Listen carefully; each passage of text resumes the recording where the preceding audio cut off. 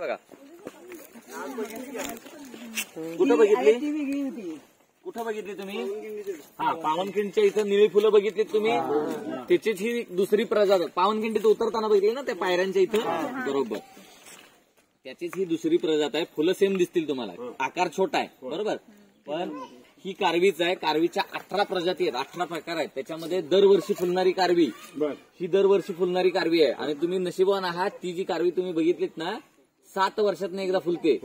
आणि तिचं फ्लॉवरिंग आता या सीझनला आहे. 7 वर्षातनं एकदा फुलं येतात तिला, आणि तुम्हाला तिथं बघायला मिळाली. ती सगळीच्या सगळी झाडं आता मरून जातील. ती झाडं मरणार, त्याच्या बिया पडणार, पुढच्या पावसाच्या सुरुवातीला त्याच्यातनं रोपं तयार होणार. ती रोपं 7 वर्ष मोठी होत जाणार. 7 वर्षानंतर ती रोपं मॅच्युअर होणार. 7 वर्षानंतर पुन्हा पहिलं फ्लॉवरिंग त्यांना येणार, पुन्हा ती मरतील. म्हणजे आता जे फ्लॉवरिंग आलंय ते फ्लॉवरिंग आता 2031ला आपल्या इथं पाहायला मिळणार आहे बरोबर. म्हणजे ती 7 वर्षांनी फुलणारी तुम्ही बघितलीत, ही आहे दरवर्षी फुलणारी. 18 प्रजातींच्या मध्ये दरवर्षी फुलणारी, 3 वर्षांनी फुलणारी, 7 वर्षांनी फुलणारी आणि 11 वर्षांनी फुलणारी कारवीचे प्रकार आहेत. निलगिरी पर्वत ऐकला असेल तुम्ही, निलगिरी पर्वत माहितीये ना? निलगिरी पर्वताला निलगिरी पर्वत नाव काय, कोण सांगतंय बघू पटकन? निलगिरी, हा निलगिरी, निळी फुलं असतात. हा, निळी फुलं असतात, खरंच आहे.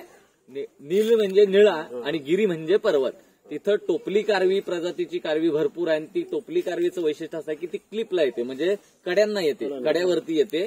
आणि तिथं 11 वर्षांनी फुलणारी ही कारवी आहे. म्हणजे 11 वर्षातून एकदा तो अख्खाच्या अख्खा डोंगर निळा होतो, म्हणून तो नीलगिरी. ठीक आहे, निलगिरी पर्वत. तर त्याच्यावरती कारवीच आहे.